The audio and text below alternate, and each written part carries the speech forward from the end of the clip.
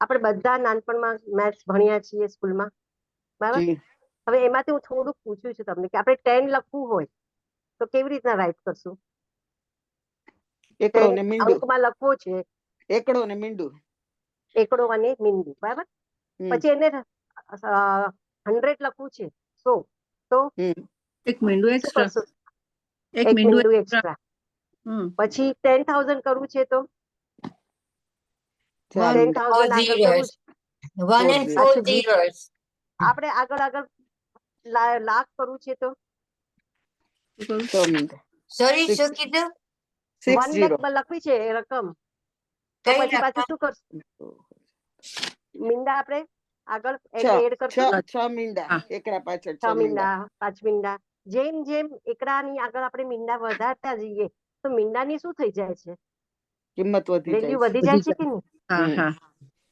આજે 10 માં એક જ જીરો હતો, 100 માં 2 જીરા થઈ ગયા. બીજો જીરાની વેલ્યુ કેટલી થઈ ગઈ? 100. કેટલા % વધી ગયા? બરાબર. તો આવી રીતના જો એકડાની આગળ આપણે મીંડા વધારતા જઈએ, અને સપોઝ એવી રીતના પૈસા વધારતા આપણને બધાને બહુ ગમે છે, તો એવી રીતના મીંડાની વેલ્યુ કેટલી બધી વધતી જાય છે. પણ હવે માનો કે કેટલા બધા આપણે મીંડા લગાડ્યા, આપણે કરોડપતિ બની ગયા, એટલા મીંડા આપણી પાસે આવી ગયા, અને પછી એમાંથી એક ખસી જાય તો ખાલી એક જ ખસે, એકડો એક ખસી ગયો તો શું થશે? ચિંતા બધા થાય. મીંડા છે આપણી પાસે, બહુ ચિંતા આપણી પાસે આટલા બધા મીંડા છીએ, કરોડપતિ બની ગયા છીએ, ઓછું ન થવું જોઈએ, વધવું જોઈએ. પણ એક ખસી જાય, ખાલી એકડો એક જ ખસ્યો છે, તો પણ એની વેલ્યુ શું થઈ જાય છે? તો પણ એની વેલ્યુ શું થઈ જાય છે? ઝીરો થઈ જાય છે. આ મેથ્સ આપણે આપણી લાઈફમાં બરાબર સમજીએ છીએ, બરાબર. એકવાર પણ કોઈ આ મેથ્સ ભૂલતું નથી. પણ આ જ વસ્તુ આપણે ધર્મની અંદર લાગુ કરીએ ને તો આપણે બધા જ એકડાને ખસેડી દઈએ છીએ ને મીંડાને ભેગા કરીએ છીએ આજે. હવે આ એકડો શું છે ને એ આજે આપણે શીખવાનું છે કે ભલે બધું મીંડા થોડા ઓછા હશે તો ચાલશે, પણ એકડો હશે ને તો એ મીંડાની વેલ્યુ છે. આજે એકડા વિનાનું મીંડું શૂન્ય છે, પણ એની આગળ જો એક ઊભું હશે ને તો એની વેલ્યુ 10 છે, કમસે કમ 10 છે આજે, બરાબર. મિનિમમ પછી જેટલા વધારે એટલા આપણા નસીબ એમ. તો આજે આપણે છે ને મીંડાની આગળ એકડા લખવાનું શીખવાનું છે કે ભાઈ જેથી કરીને આપણે જે પણ ક્રિયાઓ કરીએ બધી જ ક્રિયાઓ છે ને શૂન્ય જ છે, મીંડું છે. ઘણી બધી ક્રિયાઓ કરીએ છીએ આપણે દિવસની અંદર, ધાર્મિક ક્રિયાઓ, આપણે દેવદર્શન જતા હશું, પૂજા કરતા હશું, સવાર સાંજ પ્રતિક્રમણ કરતા હશું, સામાયિક કરતા હશું, કેટલી બધી માળાઓ ગણતા હશું, પણ જ્યાં સુધી ભગવાને કીધું છે કે આ બધી જ ક્રિયાઓ શૂન્ય બરાબર છે, જ્યાં સુધી તું સમભાવમાં એટલે કે સમકિતની ગણતરીમાં નથી આવતો ને ત્યાં સુધી તું બધું જ ક્રિયા ગમે તેટલી ક્રિયા કરતો પણ એનું પરિણામ 0 છે. અને એનું બેસ્ટમાં બેસ્ટ એક્ઝામ્પલ આપણા આગમની અંદર બાહુબલીનું છે.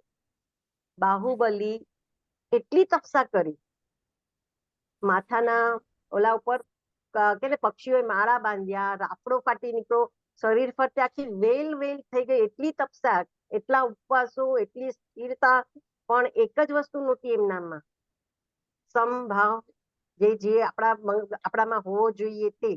અને એને હિસાબે એક ઈગો હતો એમનો. સમભાવને બદલે શું હતું? એક ઈગો હતો કે ભાઈ હું મારાથી નાના મારા ભાઈઓને કેમ નમસ્કાર કરું, હું જો કેવળ જ્ઞાન લઈને જાઉં તો મારે કોઈને નમવું નહીં પડે. બસ આટલો જેટલો અહમ હતો, અને એ એમની તપસ્યાની આગળ આવી ગયો તો બધી જ તપસ્યા એમની, આટલા બધા વર્ષોની એમની સાધના, આટલી સ્થિરતા, આટલું સહન કર્યું, એ બધું જ શૂન્ય થઈ ગયું.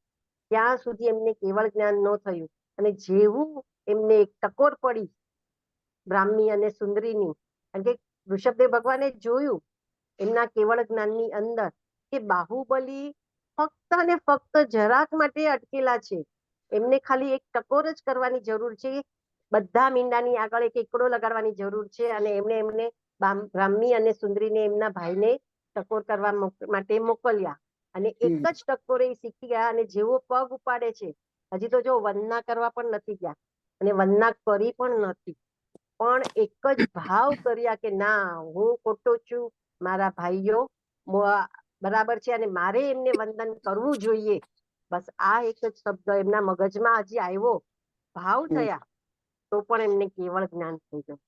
એટલે આજે આપણે છે ને સમકિતના બીજ, એટલે કે સમકિતના બીજ હશે ને તો ગમે ત્યાં પડ્યા હશે ને તો ગમે ત્યારે એ ઉગી જ નીકળે.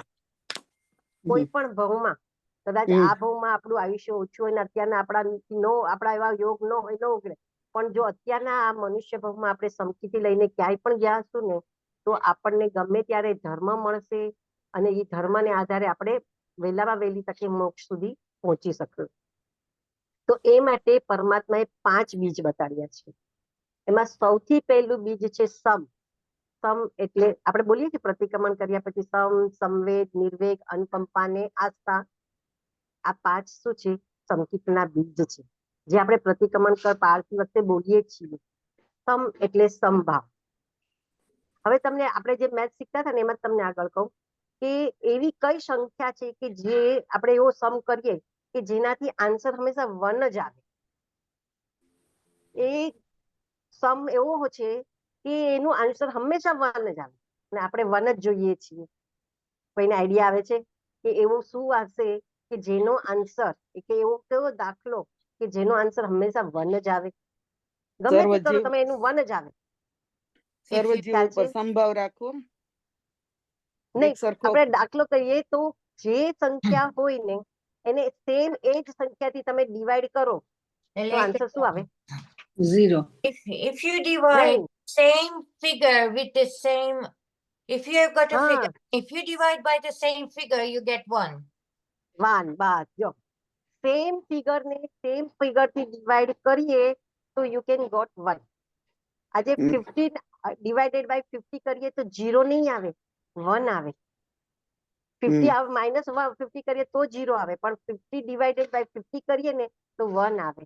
અને રિવર્સ કરીએ આપણે તો 50 times 1 you get 50 અને ડિવાઈડ કરો તો એક જ આવે. એક જ આવે. કોઈ પણ સંખ્યા લો, તમે મોટી લો, નાની લો, 3 લો, 5 લો, 10 લો, 22 લો, કોઈ પણ સંખ્યાને એ જ સંખ્યા વડે જ્યારે આપણે ડિવાઈડ કરીએ ત્યારે 1 જ આવે.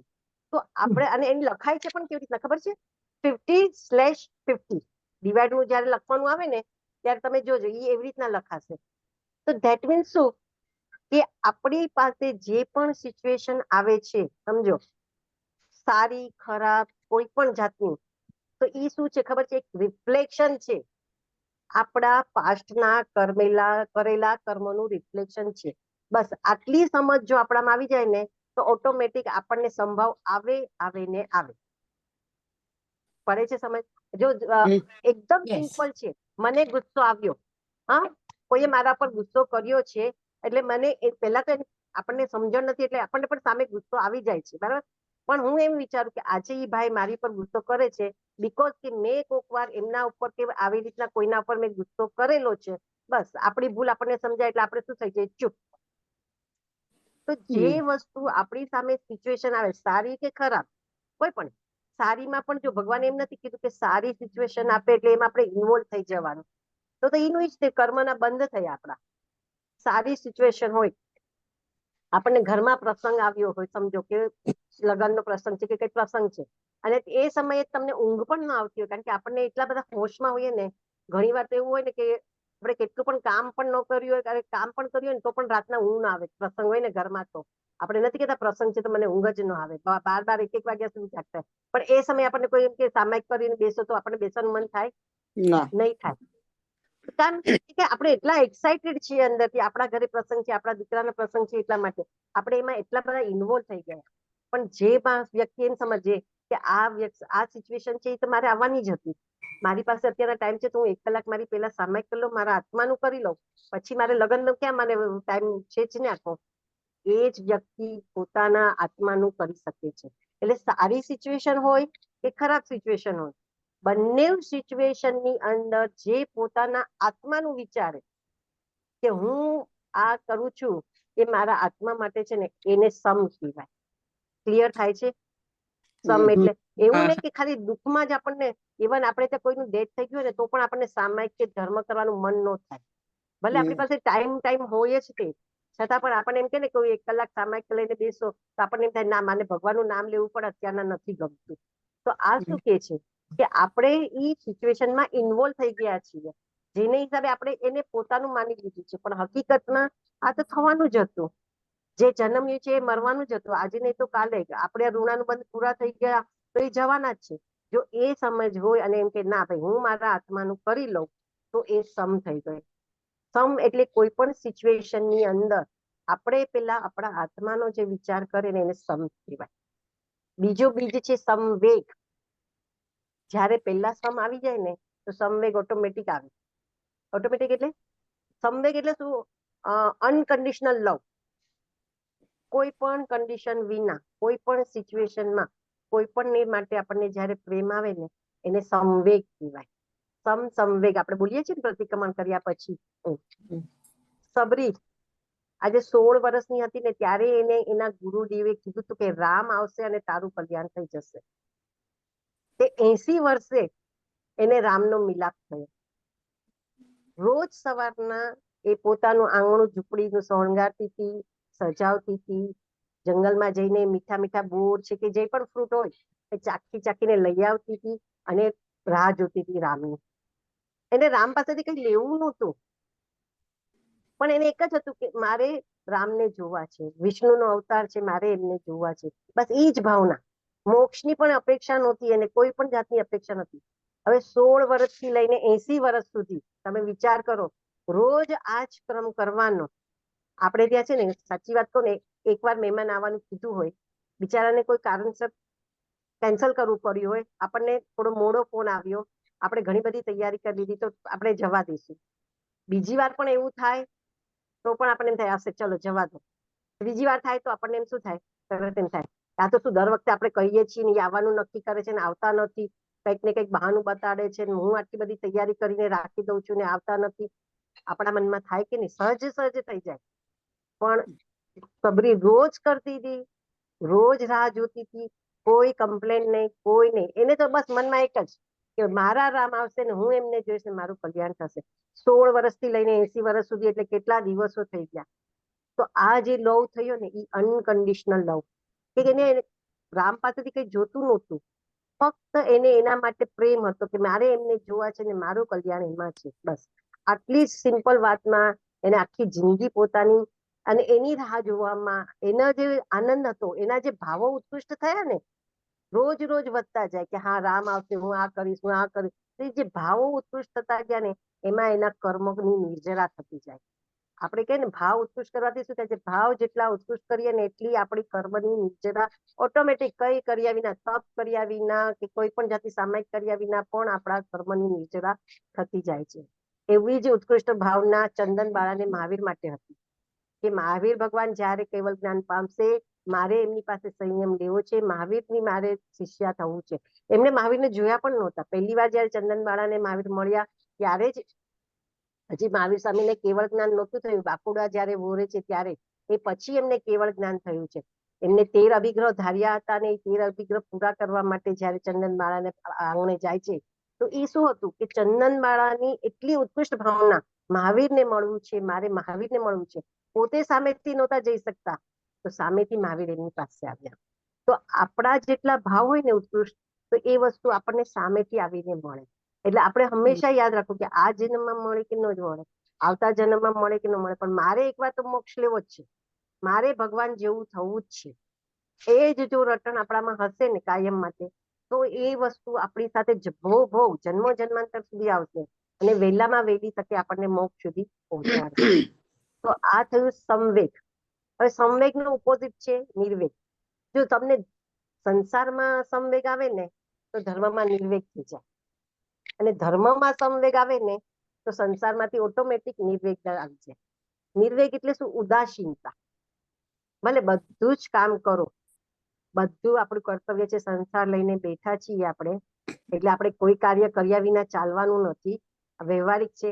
એટલે એને વ્યવહાર ધર્મ કીધો છે. ભગવાને એમને આ નથી પાડ્યું, ભગવાને એને શું કીધું છે? વ્યવહાર ધર્મ અને અણગાર ધર્મ, એ 2 ધર્મ કહી દીધા.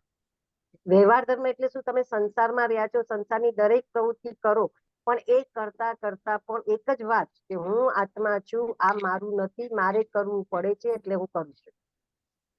આ જે ઘૂંટાઈ જાય ને તો એ આપણો આત્મા છે ને એમાં ક્યાંય લોપાશે નહીં, એટલે કે મિક્સ નહીં થઈ જાય. એ પછી તેલ પાણીની જેમ જુદો જ રહેશે. અને જ્યારે પણ આપણે મોક્ષ તરફ જઈશું, જેમ જેમ આગળ, કારણ કે એ ભાવથી થઈને આપણને એવા સંયોગો મળતા જાય કે સામે ગુરુ આવે, ગુરુના દર્શન થાય, જૈન વાણી સાંભળવા મળે, આપણા ઓટોમેટિક તપ કરવાના હોય ને ભાવો ઉત્પન્ન થાય, અને તપય આપણાથી થાય એવી શક્તિ આપણા હાથમાં અનંત શક્તિનો ભંડાર છે. એમાંથી આપણે તો આટલું નથી વાપરતા, એ અનંત શક્તિના ભંડાર આપણો આત્મા છે. જેવા ભાવ કરશો ને એવો આત્મા તમારો થતો જશે. અને એટલા માટે જો સંસારમાં રહીએ છીએ પણ એક વસ્તુ યાદ રાખવાની કે સંયમ જરૂરી છે. સંયમ વિના મોક્ષ નથી. હવે સંસાર છોડીને ખાલી સફેદ વસ્ત્રો પહેરીએ એટલે જ સંયમ થઈ ગયો એમ નથી. સંસારમાં રહીને પણ સંયમ ધર્મની આરાધના થાય છે. મિનિમમમાં મિનિમમ પાપ લાગે ને એવી પ્રવૃત્તિઓ આપણે કરવાની. થવાની જ છે પ્રવૃત્તિ આપણાથી, કારણ કે પ્રવૃત્તિ કે ક્રિયા વિનાનું કોઈ જીવ રહી જ નથી શકતો. જ્યાં સુધી શરીર છે ને ત્યાં સુધી ક્રિયાઓ છે ને છે જ. અરિહંત ભગવાનને પણ ક્રિયાઓ લાગુ પડે છે. એમની ક્રિયા પણ બંધાય છે, એમના કર્મ પણ બંધાય છે. મંદિર સ્વામી હોય કે 20 અરિહંત પરમાત્મા હોય, એ લોકોને પણ શરીર છે એટલે એમની ક્રિયાઓ એમને લાગે છે. પણ એ કેવી રીતના લાગે છે કે એક સમયમાં બંધાય, બીજે સમયમાં એ નિર્જરા થઈ જાય. કારણ કે પતિઓ એવી લોપાયા નથી અંદર. જેમ તેલ પાણી છૂટું રહે છે ને, ગમે ત્યારે તેલનું ટીપું હોય ને પાણીની ઉપર તર્યા જ કરશે. ગમે તેટલું તમે એને ડૂબાડવાની ટ્રાય કરો, નહીં ડૂબે. અને મીઠાની આટલી ગાંગડી હશે ને એ પાણીમાં ઓગળી જશે, તમને દેખાશે પણ નહીં. તો ભગવાન કહે છે તું સંસારમાં રહે પણ તારા આત્માને નહીં ભૂલ. આપણે શું કરીએ છીએ, આપણે આપણા આત્માને જ ભૂલી જાય છે. આપણે શરીરના જે વ્યવહારો છે ને એમાં એટલા બધા ડૂબી જઈએ છીએ ને કે આપણો આત્મા પણ પછી એમાં જ ડૂબી જાય છે. અને પછી એની જે શક્તિઓ હોય ને એ શક્તિ આપણને મળતી નથી. પછી આપણે શરીરથી કમજોર હોઈએ એટલે આપણું શરીર પણ કમજોર, આપણું મન પણ કમજોર, અને આપણો આત્મા પણ કમજોર થઈ જાય. તો આત્માને જો સ્ટ્રોંગ કરશું ને તો ઓટોમેટિક મન મજબૂત, ઊંધું ચાલે. આત્મા સ્ટ્રોંગ, મન મજબૂત, મન મજબૂત તો તન મજબૂત. આપણે શું કરીએ છીએ, તનથી ચાલુ કરીએ છીએ. મારું માથું દુખે છે, હવે મારાથી કઈ નહીં થાય એટલે આપણે શું કરીએ, મૂકી દઈએ. હવે મારાથી આ તપ થાય ને, પણ નહીં, ભલે આજે માથું દુખ્યું છે ને કાલે નહીં દુખે. શું થવાનું છે, આ શરીર તો મારું છે જ ને, ભલે દુખતું થોડી વાર માટે કઈ બીજે વિચાર કરીએ, બીજા કઈ ગમતા કામમાં પ્રવૃત્તિ કરીએ તો ધીરે ધીરે ધીરે ધીરે ટેવાઈ જશે. મન પણ ધીરે ધીરે સમજી જશે કે આ હવે આ મારું માનવાનું નથી. એટલે ઓટોમેટિકલી આપણને હેબિટ થતી જશે સારું કરવાની, સારો લાગે. તો એવી રીતના આપણે જેવી રીતના શરીરથી કરીએ ને એને બદલે આત્માથી કરવાનું. આત્માથી જે કરે ને તો ધીરે ધીરે આત્મા મનને મજબૂત કરે. આપણે કહીએ ને એનું મનોબળ બહુ મજબૂત છે.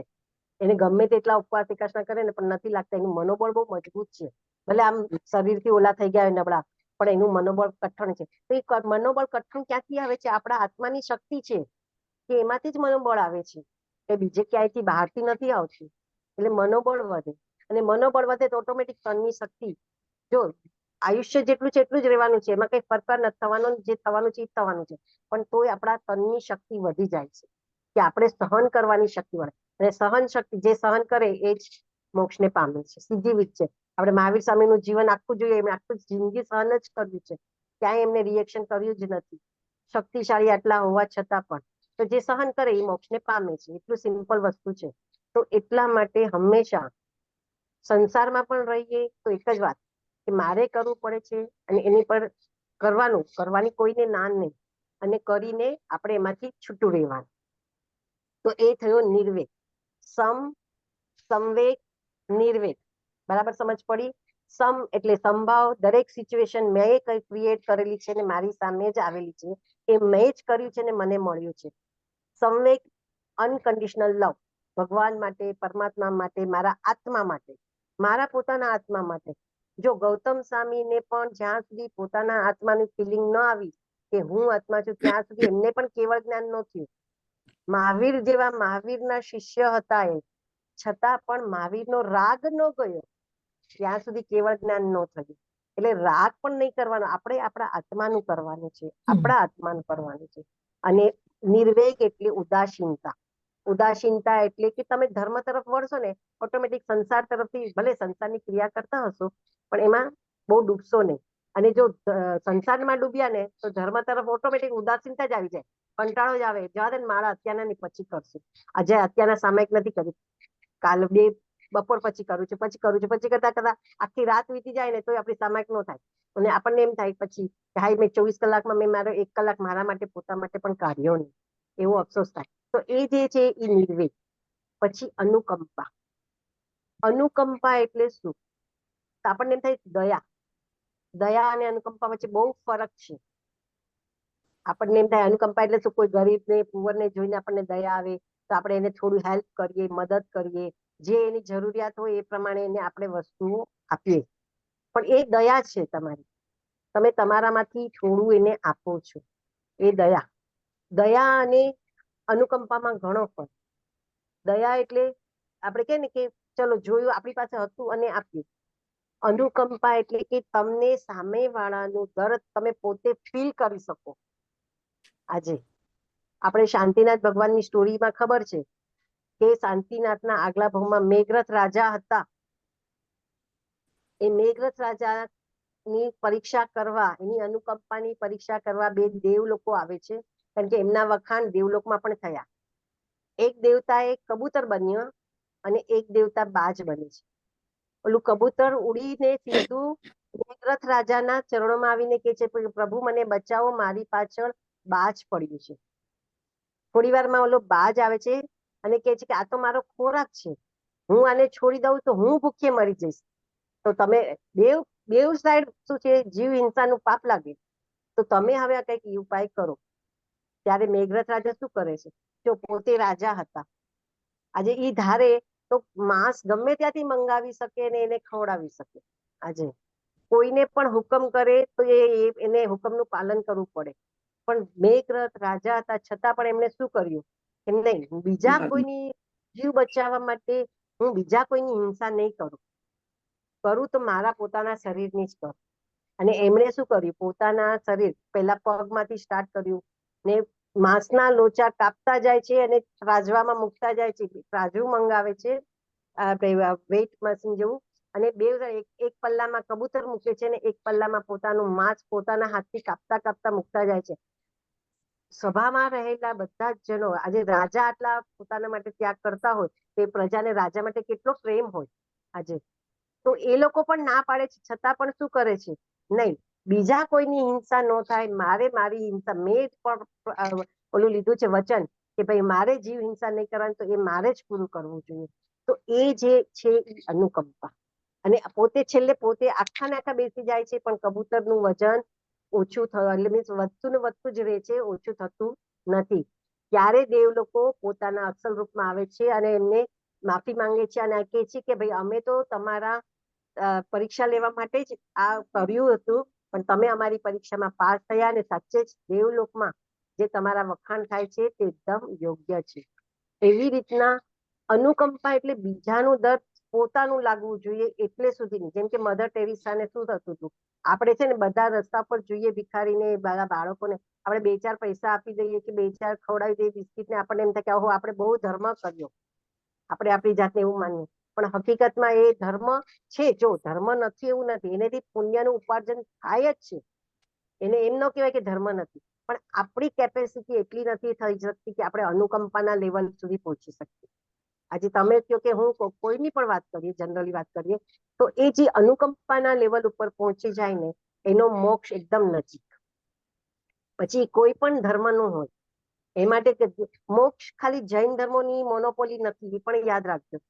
કોઈ પણ ધર્મના કોઈ પણ આ જ વેશથી જવાય, રસ્તા આ જ છે. ભલે તમે ભગવા પહેર્યા હોય કે ન પહેર્યા હોય કે બીજા કોઈ પણ કલરમાં હો, રસ્તો આ જ છે. સમવેગ, નિર્વેગ, અનુકંપા ને આસ્થા.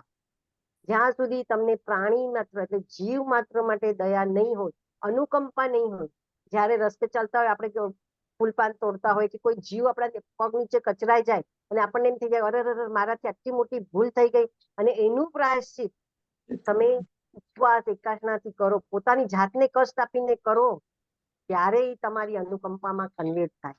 એટલે અનુકંપાનું લેવલ તો બહુ બહુ બહુ હાઈ લેવલ ઉપર છે. આજે સંગમ દેવે મહાવીર સ્વામીને એક જ રાતમાં 20 ઉપસર્ગ આપ્યા હતા. હાથીના ઉપસર્ગ, સાપનો, અને અંતે કીડી, એટલી બધી કીડીઓ એમના શરીર ઉપર ફેરવી અને બધે એટલી બાઇટ કરી કે એમના જેટલા રોમ હતા ને એ બધા રોમમાં જાણે ચાયણી હોય ને એટલા છિદ્રો પડી ગયા, છતાં પણ ભગવાન તસથી મસ ન થયા. અંતે સમગમદેવ હારી ગયા અને સવાર સુધી કષ્ટ આપ્યા પછી ભગવાનની માફી માંગીને ત્યાંથી નીકળી ગયા. ઈ નીકળ્યા ત્યારે ભગવાનની આંખમાં આંસુ આવી ગયા. જો ભગવાન કોઈ દિવસ રડ્યા નથી, પણ ભગવાનના આખા જીવન ચરિત્રમાં આ એક વાર એમના આંખમાં આંસુ આવ્યા. ત્યારે એમ થાય છે કે ભગવાન કેમ આંખમાં આંસુ આવ્યા? એમને આટલું કષ્ટ પડ્યું એટલે આવ્યા હતા? નહીં, એમને આટલું કષ્ટ પડ્યું એટલે નહોતા આવ્યા કે એમને સંગમ દેવે આટલો બધો ઉપસર્ગ આપ્યો એટલે પણ નહોતા આવ્યા.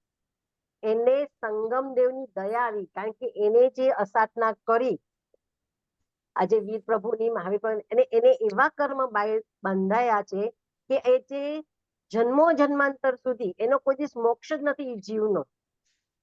એટલે તમે વિચાર કરો કે એ જીવ જન્મો જન્માંતર આ ઉદ્ગલ પરાવર્તન થયા કરશે, કાળ થયા કરશે, સમય ચક્ર ફર્યા કરશે ને તો પણ સંગમ દેવના આત્માનો મોક્ષ નથી. એ ભગવાને જોયું, કારણ કે એને ભગવાન જેવા ભગવાનની અસાધના કરી. જ્યારે આપણે દેવગુરુ અને ધર્મની અસાધના કરીએ છીએ ને, બીજી બધી અસાધના કરતા દેવગુરુ અને ધર્મની અસાધના કરીએ મન વચન કાયા, તો ત્યારે આપણા કર્મ એવા બાઇટ થાય, એવા બંધાય છે કે જેને લીધે આપણને ધર્મ જ ન મળે, અને ધર્મ મળ્યા વિના મોક્ષ છે જ નહીં.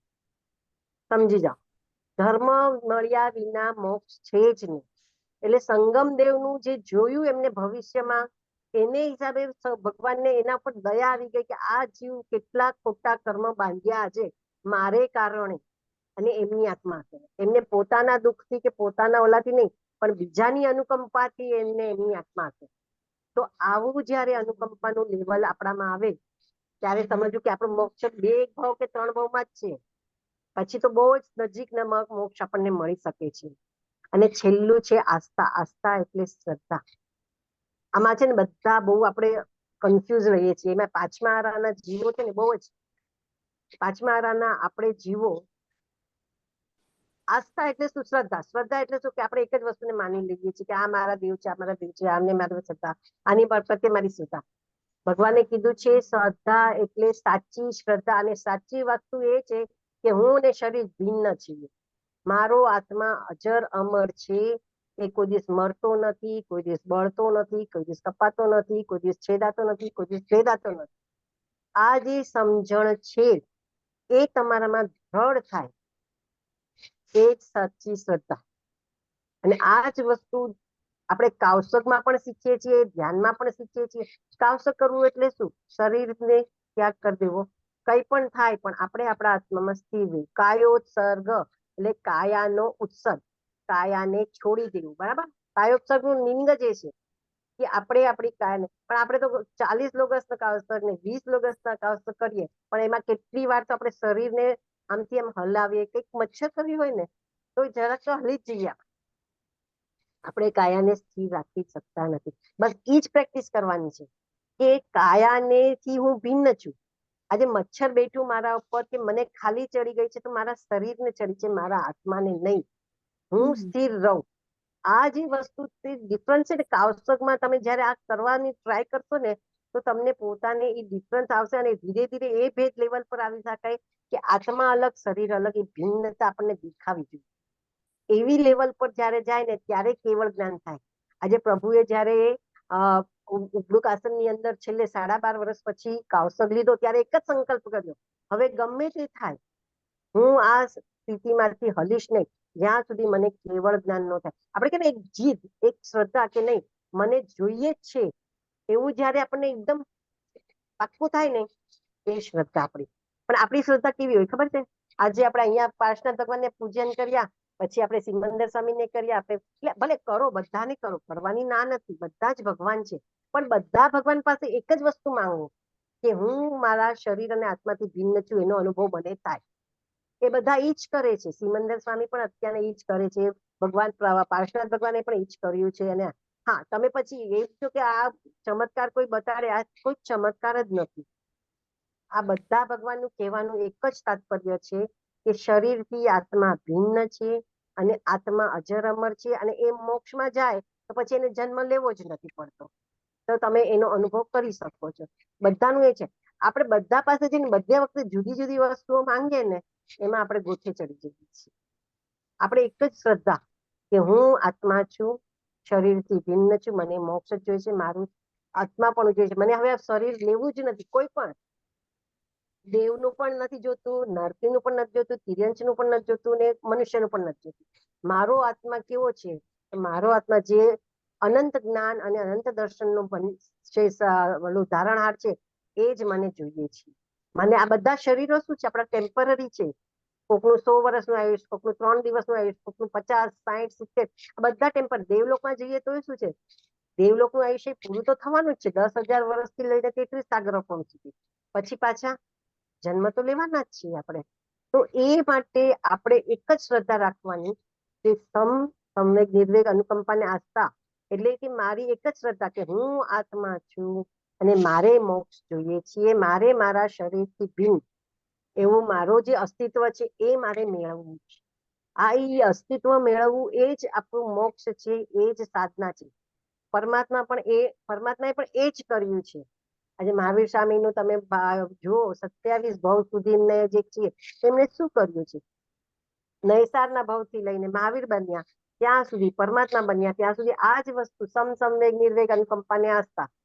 આજે 30 વર્ષ, 28 વર્ષની ઉંમરે એમના માતા પિતા દેવલોક ગયા અને મહાવીર સ્વામી ભગવાને દીક્ષાની, એમને તો પહેલેથી જ દીક્ષા લેવી, સંયમ લેવો હતો, પણ એમના ભાઈના કહેવાથી એ 2 વર્ષ માટે રોકાઈ ગયા, બરાબર, સંસારમાં. તો સંસારમાં કેવી રીતના ગયા એ 2 વર્ષ? કે ખુદ એના ભાઈએ કેવું પડ્યું કે ભાઈ તું આના કરતા સંયમ લઈ લે, તારો જીવ અહીંયા તો છે જ નહીં, તો એના કરતા તું તારા આત્માનું કલ્યાણ કર. ચંદીવર્ધને એમને શું કર્યું? સામેથી રજા આપી કે ભાઈ તમે તમારી વર્ષીદાનની શરૂઆત કરો અને તમે સંયમમાં આગળ વધો. તો ઉદાસીન ભાવ એમનો સંસારમાં એટલો બધો હતો કે સામેથી એમને એવું કીધું એમના ભાઈએ. તો એ જ વસ્તુ છે આપણા સંસારમાં કે જો મોક્ષ જોતો હોય, સંસારમાં બહુ રખડવું ન હોય.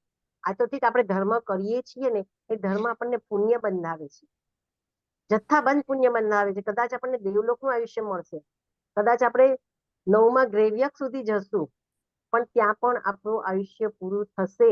પછી આપણે ક્યાં જશું? એ ત્યાં જે કરેલા કર્મ હશે ને એ પ્રમાણે ડિસાઈડ થશે. અત્યારના કરેલા કર્મ પ્રમાણે નહીં થાય. આયુષ્યનો બંધ લાઈફમાં એક જ ટાઈમ થાય અને એ આ જ ભાવમાં થાય. જે ભાવમાં તમે છો ને, એટલે કે તિર્યંશના ભાવમાં હોય તો તિર્યંશના ભાવમાં થાય, દેવલોકના ભાવમાં હોય તો દેવલોકમાં થાય, નારકીના ભાવમાં હોય તો નારકીમાં થાય. બાકી પૂર્વથી કોઈ દિવસ અગાઉથી આયુષ્યના બંધ થાય નહીં. એટલે તમે દેવલોકમાં જેવું તમારું વર્તન હોય એ પ્રમાણે તમારો નેક્સ્ટ બર્થ જ નક્કી થાય. હવે દેવલોકમાં જો આપણે સમકીથી લઈને ગયા હશું ને, તો આપણે દેવલોકની ગમે તેટલી માયાજાળ હશે, કેટલું પણ સુખ હશે, કેટલું પણ આનંદ વૈભવ બધું હશે, તો પણ આપણે એમાં લોપાશું નહીં. આજે આપણે જોઈએ છીએ કે ઇન્દ્રો, આજે બધા જ્યાં જ્યાં મહાવિદ્ય ક્ષેત્રમાં ભગવાનનું સમોસરણ રચના કરવા જાય, ભગવાનની વાણી સાંભળવા જાય, એ લોકો ભલે બીજો ધર્મ નથી કરી શકતા, પણ આ રીતે ભગવાનની સેવા કરી, ભગવાનની ભક્તિ કરી અને ભગવાનના ગુણગાન ગાઈને, ભગવાનની વાણી સાંભળીને પોતે પોતાની રીતના ધર્મ કરી અને મનુષ્યનું આ જીવન માંગે છે કે જેથી વહેલામાં વહેલી તકે પાછા મોક્ષ જઈ શકે. એટલે કે છે ને કે આપણો મનુષ્ય ભાવ તો દેવલોકો પણ ઈચ્છે છે કે મને ક્યારે મનુષ્ય થવા મળે કર્મભૂમિમાં કે જેથી હું મોક્ષ જઈ શકું. તો દેવ જેવું પણ દેવ. અને નારકી તો તમને ખબર જ છે કે નર્કમાં હોય, પણ જો સમકીથી હશે ને એ કોઈ દિવસ છે ને, નર્કમાં એક વસ્તુ એવી છે કે નર્કમાં જો સમકીથી જીવ આપણો સમવેગ લઈને ગયા હશું ને, આપણા કર્મ કદાચ એવા હોય ને આપણે જવું પડ્યું તો આપણે નર્કમાં પણ જવાના જ છીએ. અત્યારના સૈનિક મહારાજા અને શ્રી કૃષ્ણ મહારાજા છે જ તે. પણ ત્યાં પણ શું થશે? જયારે કોઈ પણ આપણને દુઃખ પીડા આપશે, વેદના આપશે ને, તો એ વેદનાને આપણે શું સમજશું? આ રિફ્લેક્શન છે મારું, મેં કરેલું છે ને મારી સામે આવે છે. તમને સામે વાળાનો કોઈ દોષ જ નહીં દેખાય કે આ મને પીડા આપે, કે આ મને વેદના આપે છે કે નહીં. એટલે તમારા નર્કના આયુષ્યમાં પણ નવા કર્મો બંધાતા નથી. નર્કમાં પણ નહીં તો નવા કર્મો આપણે બાંધીએ છીએ. જો સમકીથી નહીં હોય ને, સમજણ નહીં હોય ને, તો આપણને એમ થાય છે કે આ દેવો મને પીડા આપે છે, આ વેદના મારાથી સહન નથી થતી, હાયો ઓ માં, આવો બાપરે, એ બધા જે આપણા ઉદ્વેગો નીકળે ને, એનેથી આપણા નવા કર્મ બંધાય છે. હંમેશા કર્મ નવા બાંધે. જૂના કર્મ જે આવે છે આપણી સામે, એની સામે નવા કર્મ બંધાય છે. પણ નવા કર્મ કેવી રીતના બાંધવા ને એ આપણા હાથમાં છે. એ સમજણના આપણા હાથમાં છે. બાકી બીજું બધું કઈ આપણા હાથમાં નથી. સિચ્યુએશન આપણા હાથમાં નથી.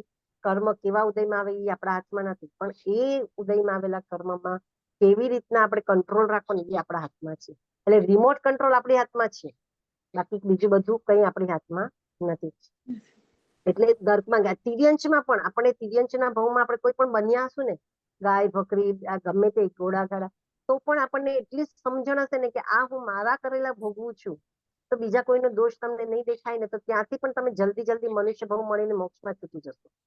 એટલે આપણે કર્મ બાંધ્યા છે તો ક્યાં જવાના છે અત્યારના આપણને ખબર નથી. કેવળ જ્ઞાનીને કદાચ ખબર હોય, કેવળ જ્ઞાની જાણતા હોય એમના કેવળ જ્ઞાનમાં. પણ આપણા ભાવોને તો આપણે જાણીએ છીએ ને, તો અત્યારથી હવે જેટલું પણ આપણું આયુષ્ય છે ને, એટલે નાનું તો નાનું આયુષ્યમાં પણ એટલું મોટું કામ કરીને છીએ ને, પણ એક જ રટક, હું આત્મા છું ને મારે મોક્ષ જોઈએ છે. આ બધી પર્યાયોમાંથી મારે મુક્ત થવું છે. એટલા માટે શું જરૂરી છે? તો કે સંવેગ, નિર્વેગ, અનુકંપા અને આસ્થા. આ 5 સંકિતના બીજ છે. એ તમે વાવેલા હશે તમારા આત્મામાં, એવું ઘૂંટી દો ને. ઘૂંટવું એટલે શું? એ સંસ્કાર થઈ જાય. અને સૌથી બેસ્ટ ઉદાહરણ ચંડકોશીનું. સાપના સાધુ હતા, તાપસ બન્યા, તાપસમાંથી સાપ બન્યા, સાપમાંથી દેવલોકમાં ગયા અને એક અવતારી બની ગયા છે. અત્યારના એ 8મા દેવલોકમાં એક અવતારી તરીકે છે. હવે પછી મનુષ્યનો ભાવ લઈને મોક્ષમાં જતા રહેશે. આજે તમે વિચાર કરો, જો એક સાપ પણ, એને ક્યારે બધું જાતિ સ્મરણ જ્ઞાન થયું? એમને તો ન થાય ને. કોક ભાવમાં એને જાતિ સ્મરણ જ્ઞાન એટલે શું કે કોક ભાવમાં આપણે એટલો ધર્મ ઘૂટ્યો હોય, તો એ વસ્તુ જયારે આપણે તિર્યંશમાં જઈએ ને, તો આપણને જાતિ સ્મરણ જ્ઞાનથી દેખાય, સમજાય. અને એ સમજાય ને ત્યારે આપણે ફરી પાછા ફરીએ તો પછી આપણું કલ્યાણ થઈ જાય. નંદ મણિયારનો એવા એક્ઝામ્પલો તો આપણા આગમની અંદર એટલા બધા છે ને. નંદ મણિયારનો દેડકાનો ભાવ, મનુષ્યના ભાવમાંથી દેડકો, દેડકાના ભાવમાંથી દેવ, અને દેવમાંથી હવે પછી સીધા મોક્ષમાં જવાના છે. તો દેડકાના ભાવમાં એમને જાતિ સ્મરણ જ્ઞાન થયું, પણ એક જાતિ સ્મરણ જ્ઞાનમાં એમને જોયું શું? તો એમણે આગળ જે ધર્મ કર્યો હતો એ એમને દેખાય. અને જાતિ સ્મરણ જ્ઞાનમાં જે ઘૂંટાયું હોય ને, જેમ આપણે છે ને, કોકને ઘણાને છે ને કેવું એક પેપર ઉપર બહુ ભાર દઈને લખવાની ટેવ હોય. એટલું બધું ભાર દઈને લખે ને, તો એની છાપ બીજા પેજ ઉપર, ઘણીવાર તો ત્રીજા પેજ ઉપર પણ પડી જાય. અને જે હોશિયાર અને ચાલક હોય ને, શું લખ્યું છે ને એ વાંચી શકે. તો જો લખાણમાં આટલો ભાર દઈએ તો એ લખાણ બીજા પેજ ઉપર આવતું હોય, તો આપણે આપણા આત્મામાં જે કર્મ ક્રિયાઓ કરીએ ને, તો એટલી સોલિડ કરવાની ને એટલી ભાવથી કે એ આપણા આત્માની સાથે એવી સ્ટીક થાય ને કે જન્મો જન્માંતર જ્યાં સુધી મોક્ષ ન મળે ત્યાં સુધી આપણી સાથે ની સાથે ચાલે. એટલે ભલે થોડું કરીએ પણ ખૂબ ભાવથી. એકડા વિનાના મુંડાઓ ભેગા નથી કરવા. હવે આપણે એકડો બનવું છે. એટલે એટલા ભાવથી કે એટલા ઓલાથી કરવાનું ને, કે પછી આગળ બધા ભલે ગમે તેટલા મીંડા લાગે તો એની વેલ્યુ વધતી જ જાય. ખાલી પુણ્ય મળે એવું નહીં, પુણ્યની સાથે સાથે આપણો મોક્ષ નજીક થતો જાય. પુણ્ય છે ને, પુણ્ય ક્યારે વપરાય છે એને ખબર ન પડે. પુણ્યમાં આપણે ક્યારે લપસી પડીએ ને એ ખબર ન પડે. તો પુણ્ય કરીને પાછા પડવું નીચે, એના કરતા પુણ્યનો એવો ઉદય કરીએ કે જેથી મોક્ષ નજીક થઈ જાય. એ રીતના વિચારવાનું. પુણ્યથી તમને દેવગતિ ઘણી બધી વાર મળી જશે. જયારે જોશો ને પુણ્યથી દેવગતિ મળશે, પણ દરેક વખતે દેવગતિમાં જઈને પાછું ક્યાંય સંસાર છે, મુક્તિ તો મળશે જ નહીં ને. તો મુક્તિ જોતી હોય ને તો એક જ વસ્તુ, હું આત્મા છું, મને આ કોઈ પર્યાય જોઈએ નહીં, અને મને મોક્ષ જોઈએ છે. જો આટલું ઘૂંટાઈ જાય ને દરેક ક્રિયા કરતી વખતે, જોઈએ તો પહેલા સામાયિક બનતી વખતે પણ લક્ષ્ય રાખો કે ભાઈ હું આત્મા છું, મારા આત્માના ગુણોના વિકાસ માટે હું આ સામાયિક કરું છું. એવું તમને જે આવડે. ભગવાન એવું નથી કહેતા કે કોઈ લેંગ્વેજમાં બોલો કે કોઈ ઓલામાં બોલો, તમારા ભાવથી બોલો. એટલા ઊંડા ઉત્કૃષ્ટ ભાવ રાખો ને, તો એ ઉત્કૃષ્ટ ભાવ જ આપણને મોક્ષ પહોંચાડી શકે. બાકી જગન્ય અને મધ્યમ ભાવ આપણને મોક્ષ સુધી ન પહોંચાડે, એ પુણ્ય બંધાવે છે. તો એટલે હવે આપણે બરાબર સમજી જવાનું છે કે સંવેગ, નિર્વેગ, અનુકંપા અને આસ્થા 5 સંકિતના બીજ છે. મારે સમભાવમાં તો રહેવું છે, એકડો તો બનવું જ છે. એકડા સિવાય મારે કઈ ક્રિયા કરવી નથી, તો જ મારા સામાયિકની વેલ્યુ છે. આજે હું એક સામાયિક ભલે કરીશ, પણ એક સામાયિકમાં એવું કે હું સંસારથી સાવ કટઅપ થઈ જઈશ. કોણ મારું કોણ તારું કઈ નહીં. હમણાં 1 કલાક આપણે જો ક્યાંક જતા રહ્યા હોય ને, તો ઘરમાં શું થવાનું આપણને ખબર હતી? આપણે સામે છીએ તો ચિંતા છે ને, પણ આપણે સામે જ નથી, આપણે છીએ જ નહીં, આ શરીર નથી એમ વિચારીને તમે કરો તો જોયો તમે એ સામાયિક એકદમ ઉત્કૃષ્ટ ભાવથી થશે તો એ તમને પુણ્ય તો કરશે, સાથે સાથે મોક્ષની નજીક લઈ જશે. તો આ 5 સંકેતના બીજ તમને બરાબર સમજ પડી. હવે જેને કંઈ પણ હોય તો એ પૂછી શકો છો. સંવેગ નિર્વેગ. નિર્વેગ એટલે ઉદાસીન ભાવ. ઓટોમેટિક 2 વસ્તુ છે, ધર્મ અને સંસાર, વ્યવહાર અને ધર્મ. તો એમાંથી તમને જે પસંદ હોય એ પ્રમાણે આપણે, મારે સંસારમાં નથી રહેવું તો મારે સંયમમાં આગળ વધવું છે તો હું આમાં જ ભાવ રાખીશ. જયારે કંઈ પણ કામ કરું, જો આ વસ્તુ છે ને સામાયિક કે મુપતિ ને કોઈને કઈ લાગતી વાત નથી. કામ કરતા કરતા પણ મનમાં નવકારનું સ્મરણ, જ્યાં સુધી આપણે આપણા ભાવમાં ન રહી શકીએ ને ત્યાં નમસ્કાર મંત્ર છે, સિમંદર સ્વામીનું શરણું છે, આપણે એવા ઉત્તમ વસ્તુનો આધાર લઈએ. આ બધા છે ને આવલંબન છે. તો એનો આલંબનથી ધીરે ધીરે આપણે આપણા આત્માને પ્યોર કરતા જવાનું છે, અને તો જ આપણો મોક્ષ નિશ્ચિત થશે અને આગળ વધશે. હવે જેને કોઈને કઈ ક્વેરી હોય, પૂછવું હોય, ટાઈમ છે કે વાત છે? વાત છે, પૂછવું છે તો કોઈને પૂછ. તમે બહુ ફાઇન રીતે એક્સપ્લેન કર્યું છે. Having number 1 as 1 and then with the others zeros. બહુ ફાઇન એક્સપ્લેનેશન કર્યું. Okay, thank you. હા, થેન્ક યુ. આ ગુરુદેવની કૃપા છે, આપણને કઈ આવડતું નથી કે આ જો ગુરુદેવ પાસેથી શીખીએ છીએ અને તમારા બધાને હિસાબે મને આ લાભ મળે છે તો રિવાઇઝ બધું થઈ જાય છે. મારા એક જ્ઞાનાવણી કર્મો સક્ષમ થાય છે એટલે શીખવા મળે છે. Comparison કર્યું maths સાથે. That was the big issue. It was really good.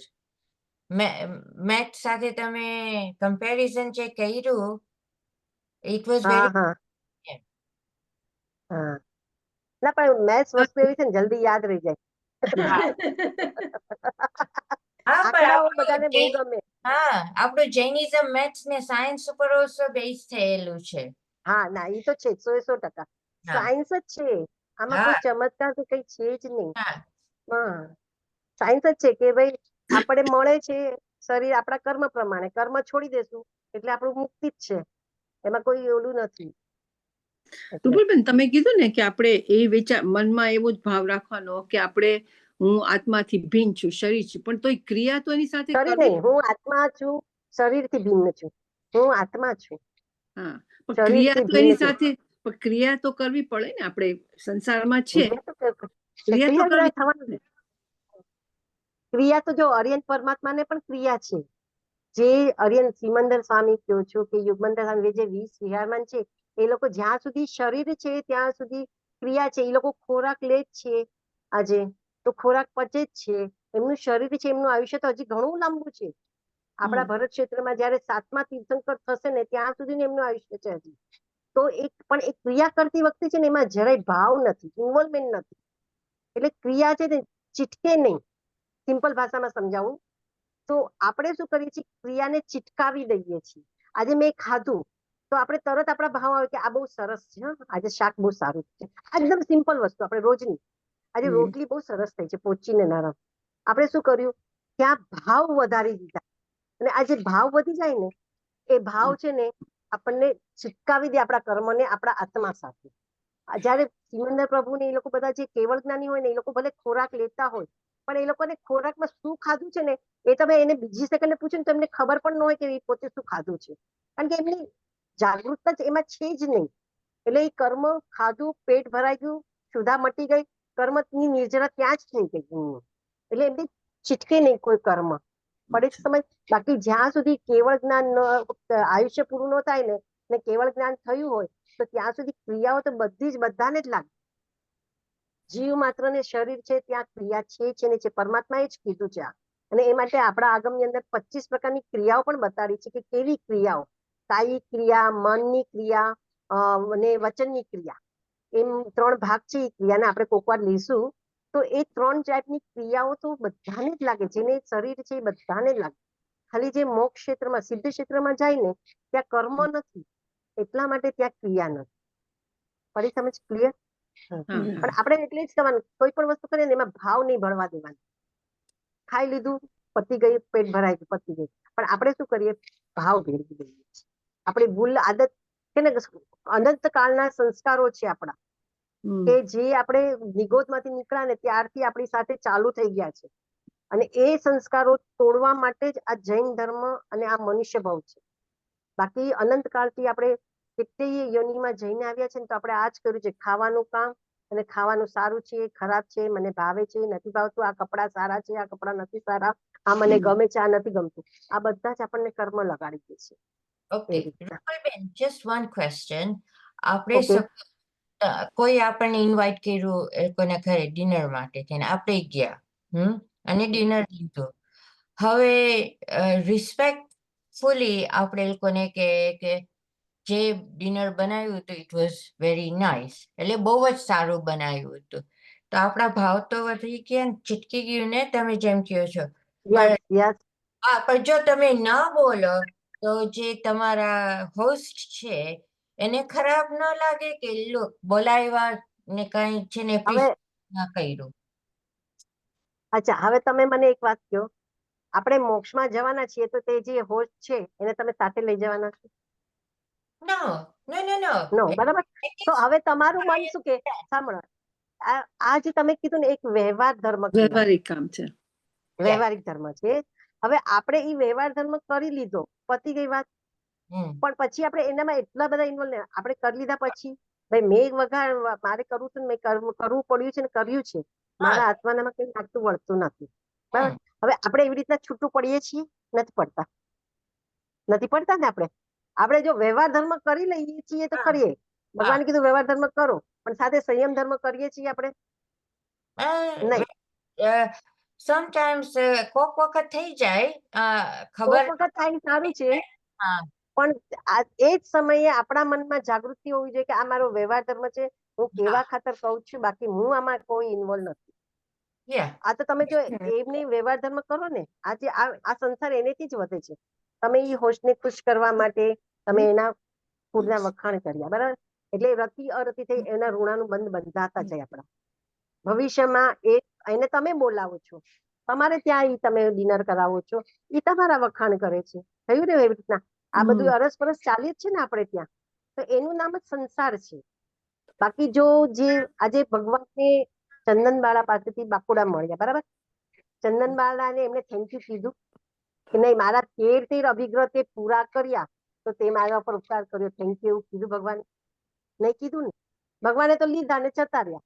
ભગવાને કઈ કર્યું રિએક્શન? એમના 13 અભિગ્રહ પૂરા થયા ક્યારે? ચંદનબાળા. આપણો તો એક અભિગ્રહ પૂરો થયો ને તો આપણે એમને થેન્ક યુ કહેશું ને. કેમ કે આપણા મનમાં હજી એવી લાલસા છે કે આપણો સંસાર છે, મારે વ્યવહાર ધર્મ કરવો છે.